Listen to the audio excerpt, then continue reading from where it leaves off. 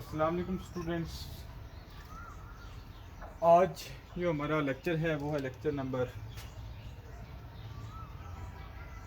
12, chapter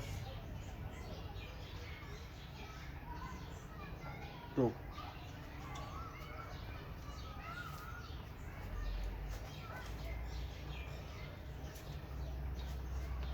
chapter का नाम है जी कि थ्योरी ऑफ क्वाड्रेटिक इक्वेशन।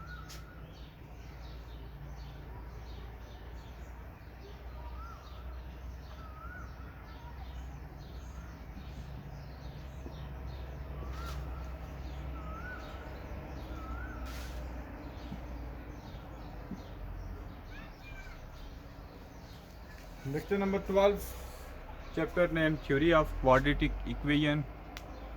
तो सबसे पहले हम देखेंगे कि थ्योरी ऑफ क्वाड्रेटिक इक्वेशन से क्या मुराद है, फिर हम इसके फर्दर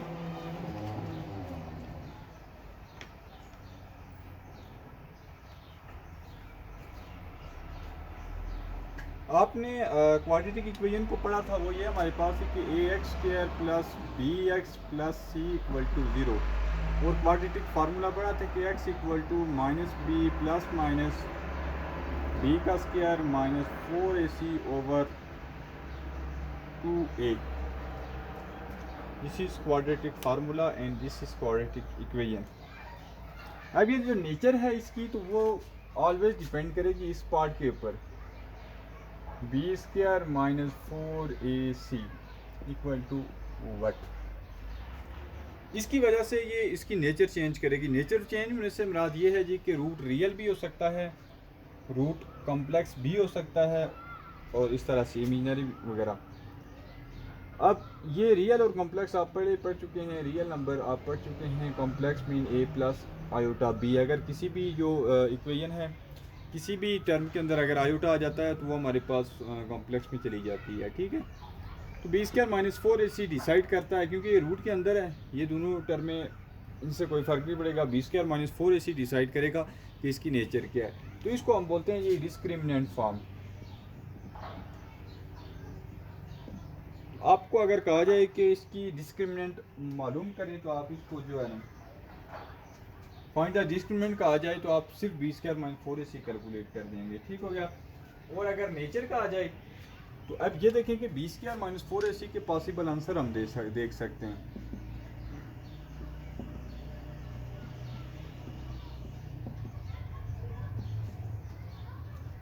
अब ये आप अंडरस्टूड हैं इस बात से कि कोई भी जो है ना इक्वेशन है तो उसके आंसर तीन तरह के आ सकते हैं, या वो ज़ीरो आ सकता है, या वो ज़ीरो से ग्रेटर आ सकता है, या ज़ीरो से लेस आ सकता है, ठीक है। इससे बढ़कर कोई पॉसिबिलिटी नहीं होती है। तो अगर डिस्क्रिमिनेंट हमारे पास ज़ीरो आ जाता है तो रूट तब हमारे पास क्या होंगे, और अगर लेस देन ज़ीरो आ जाता है तो तब हमारे पास क्या रूट होंगे। अगर ज़ीरो आ जाता है तो root are rational and equal, roots are rational, या ये कह सकते हैं कि रियल एंड इक्वल।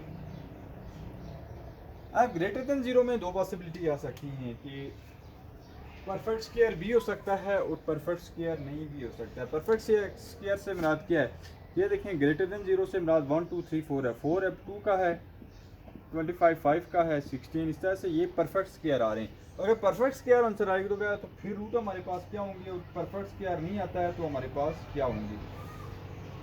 अगर परफेक्ट स्क्वायर आ जाता है तो फिर भी रूट हमारे पास रैशनल तो होंगे लेकिन अनइक्वल होंगे साथ, rational and unequal, unequal and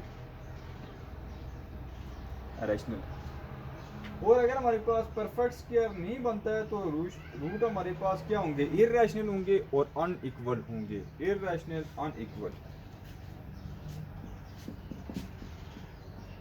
irrational and unequal, ठीक हो गया। और अगर लेस देन आ रहे हैं तो रूट हमारे पास क्या होंगे कि सिंपल इमेजिनरी होंगे या कॉम्प्लेक्स होंगे।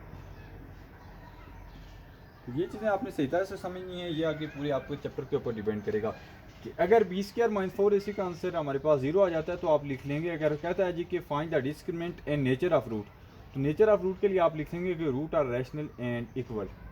अगर ग्रेटर देन 0 आ जाता है, जैसे आंसर इसका आ जाता है 11, तो आप लिख लेंगे जी कि रूट और इरेशनल एंड अनइक्वल।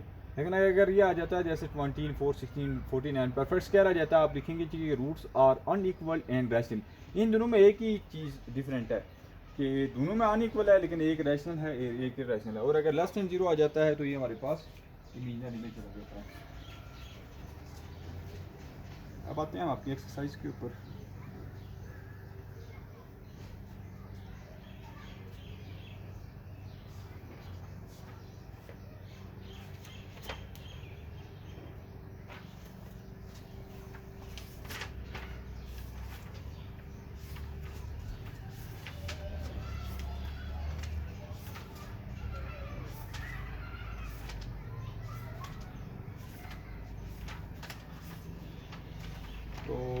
तो जैसे कि इसका एक ये लेंथी चैप्टर है, काफ़ी 8-9 एक्सरसाइजेज हैं, तो कोशिश करेंगे हम कि यहाँ पे कुछ क्वेश्चंस को टेस्ट दें और जो इसके रेलिवेंट हैं वो आप खुद करें। क्वेश्चन नंबर 1 में कह रहा है जी कि find the discriminant of the following.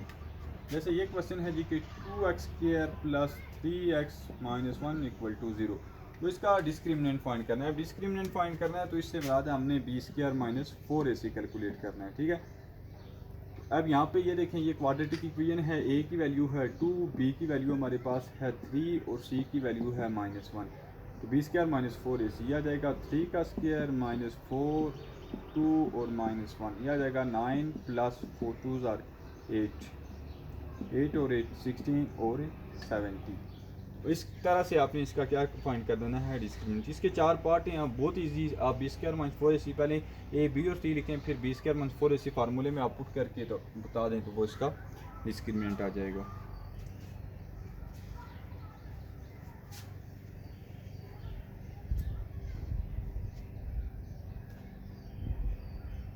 Question number 2 की तरफ आते हैं। वो कह रहा है जी कि find the nature of the root of the following and verify the result by solving the equation.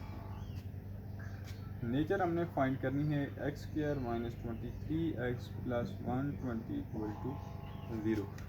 तो नेचर फाइंड करने के लिए जैसे आप ऑलरेडी आपको पता है कि हमने इसका क्या यूज़ करना है जी कि डिस्क्रिमिनेंट फॉर्म इसको यूज़ करनी है, ठीक है।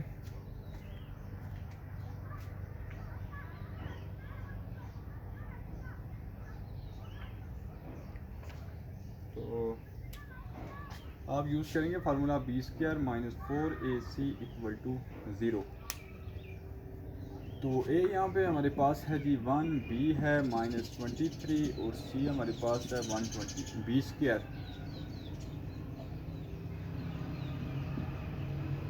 a हमारे पास है 1 और c है हमारे पास 120। तो इस तरह से आप इसके ऊपर फार्मूले के ऊपर ये अप्लाई करेंगे, फिर हम देखेंगे कि ये इसका आंसर क्या आता है।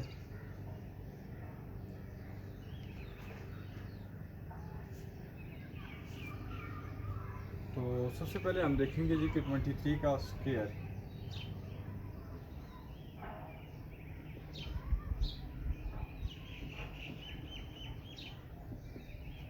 आएगा जी कि 529 - 480, ठीक है। जो भी आंसर आएगा ये बेसिकली ग्रेटर देन 0 ही आएगा, ठीक है।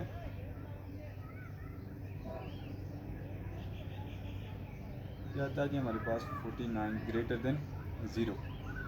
अच्छा, परफेक्ट स्क्वायर भी हमारे पास बन रहा है। तो अब हम नेचर में क्या लिख लेंगे कि द रूट्स आर अनइक्वल और रैशनल एंड अनइक्वल कर दें आप। और क्योंकि ग्रेटर देन है और परफेक्ट स्क्वायर है तो आप लिखेंगे roots are rational and unequal. अच्छा, इसके साथ साथ जो दूसरी बात भी ये पूछ रहा है, तो वो कह रहा है जी कि find the nature of the root of the following. ये तो हमने नेचर फाइंड कर दिया। And verify the result by solving the equation, कि इसको सॉल्व करके तो वेरीफाई करें रिजल्ट को। सॉल्व आप इसको इजीली कर सकते हैं, आपने फार्मूला पढ़ा हुआ है कि x = -b + b square minus 4ac over 2a। इस पूरे फार्मूले के अंदर आप अगर यूज़ करेंगे तो ये आ जाएगा जी कि माइनस और माइनस प्लस, तो ये आ जाएगा 23 प्लस माइनस बी का स्क्वायर 529। इसका आंसर आप ऑलरेडी वैसे जानते हैं, ये आपका आ जाएगा जी कि 49 ओवर 2a। तो 2, तो इसको आप सॉल्व कर दें, सॉल्व करके तो आपका आंसर जो आएगा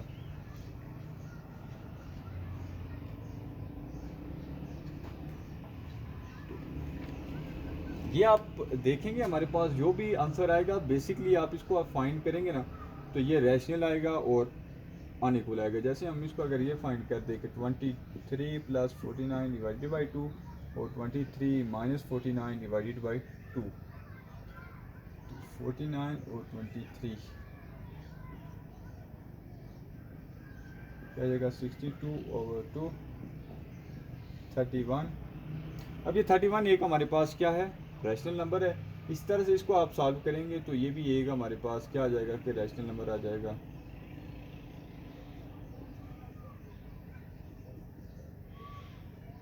ये -13 आ जाएगा, ठीक है। तो ये दोनों हमारे पास क्या है, रैशनल हैं। तो आप इसको इस तरह से वेरीफाई कर सकते हैं। तो इसके भी आपके इसी तरह से सेम 4 पार्ट है। पहले आप b² माइनस 4ac कैलकुलेट करेंगे, उसका आंसर लिखेंगे। अगर आंसर क्या आता है, अभी हमने थ्योरी में पढ़ दिया है कि आंसर क्या आएगा, तो हम उसके लिए क्या वर्ड यूज़ करेंगे वो आप यूज़ करेंगे। उसके बाद आप सिंपल ये फार्मूला लगा के आप इसको कह सकते हैं जी कि ये वेरीफाई कर सकते हैं। तो वेरीफाई में आपकी नेचर सेम आनी चाहिए बेसिकली। मीन ये नहीं कि आप b² माइनस 4ac करें तो आंसर आपका कॉम्प्लेक्स नंबर में चला जाए, और अगर आप फार्मूला लगाएं तो वो रियल में चले जाए, फिर ये वेरीफाई नहीं होगा। 3 में कह रहा है for what value of k the expression is perfect square. Question है जी कि k² x² plus 2 into k plus 1 x plus 4 is perfect square. Perfect square simple, हम इसमें b² माइनस 4ac कैलकुलेट करेंगे, आ जाएगा b² माइनस 4ac। तो b हमारे पास क्या है 2 इंटू के प्लस 1 है, a हमारे पास है जी k² है, और c हमारे पास 4 है। तो b² माइनस 4ac 2 इंटू के प्लस 1 का होल का स्क्वायर माइनस 4a 2 a हमारे पास है जी कि k, तो c 4ac 4 हमारे पास हो गया जी 2k प्लस 1 माइनस 4a हमारे पास है k² है, ये हो जाएगा 4a प्लस b का whole square formula minus 4 4 × 16 k², ये हो जाएगा 4k² plus 4 plus 4 2 8k minus 16k का स्क्वायर। तो माइनस ये आ जाएगा 12k का square plus 8k plus 4 equal to 0। क्योंकि परफेक्ट स्क्वायर के लिए बेसिकली हमने इसको क्या करना है, 0 के इक्वल रखना है। तो यहाँ से माइनस को आप कॉमन ले लें तो ये आ जाएगा 12k² minus 8k minus 4 equal to 0।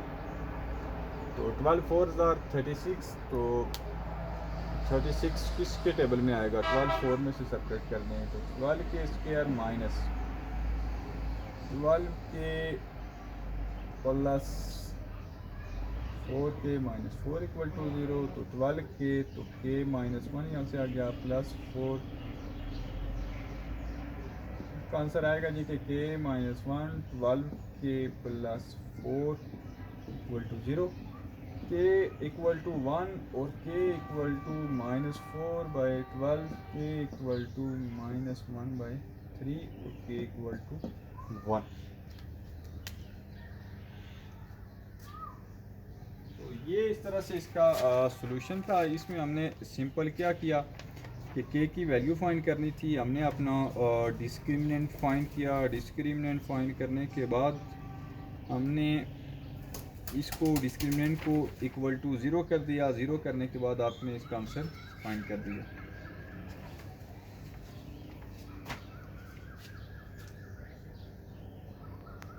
तो नेक्स्ट इसका जो क्वेश्चन है वो है क्वेश्चन नंबर 4। क्वेश्चन 4 का मैं एक पार्ट करवाता हूँ, बिकॉज सेम इसी प्रोसीजर से जाएंगे तो आपका वो फाइंड हो जाएगा।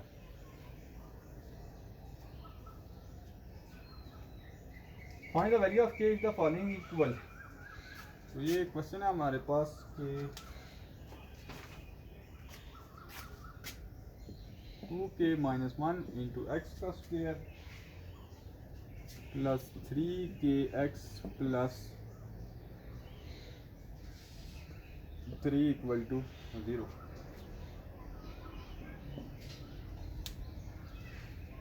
B square minus 4ac। B हमारे पास यहाँ पे क्या है 3k का स्क्वायर माइनस 4। हमारे पास ये है जी कि 2k माइनस 1 और सी हमारे पास है 3।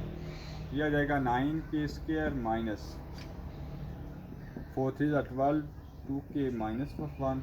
यह आ जाएगा 9k square minus 24k plus 12। अब रूट इक्वल हैं तो सो डिस्क्रिमिनेंट इक्वल टू 0। तो यह आ जाएगा 9k square minus 24k plus 12 equal to 0।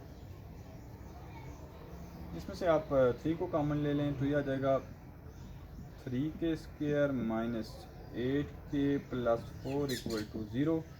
3 को जाकर उधर डिवाइड करके इसको ख़त्म कर दें तो ये आ जाएगा 3k का square minus 8k plus 4 equal to 0। 4 3 12। तो अब ये किसके टेबल में आ जाएगा 6 2 12। 3k square minus 6k minus 2k plus 4 equal to 0। 3k common तो k माइनस 2 आ जाएगा, यहाँ से माइनस 2 कामन तो k minus 2 equal to 0। k minus 2 common तो यह आ जाएगा 3k माइनस 2 इक्वल टू 0। यहाँ से k की वैल्यू आ जाएगी 2 और k की वैल्यू आ जाएगी 2/3। तो ये k की वैल्यू हमने फाइंड करी थी। इसका जो क्वेश्चन पार्ट है जी के 2 और 3, तो ये भी आपने इसी तरह से इसको फाइंड करने हैं। तो नेक्स्ट इंशाल्लाह जो बाकी हैं इनको हम नेक्स्ट लेक्चर में देखेंगे। तो क्योंकि ये एक्सरसाइज आपकी एक्सरसाइज नहीं बल्कि चैप्टर बहुत लेंथी चैप्टर है, इसलिए कोशिश करेंगे कि मैक्सिमम क्वेश्चन आप लोग भी करें, क्योंकि ये मुख्तलिफ क्वेश्चन होते हैं। अब ये और पीछे वाला क्वेश्चन बिल्कुल सेम है, ठीक है। इसमें सिर्फ वैल्यूज़ कभी 3 है कभी 4 का स्क्वायर है, तो ये बहुत बच्चों वाली चीज़ें हैं जो आपको इजीली कर देनी चाहिए। फिर भी अगर आपको प्रॉब्लम किसी क्वेश्चन में आती है तो आप उसको जो है ना शेयर कर सकते हैं, मैं आपको उसको सॉल्व करके भी वापस भेज सकता हूँ। पहली बात आप खुद ट्राई करेंगे तो ये बहुत ईजी आप कर देंगे। Thank you.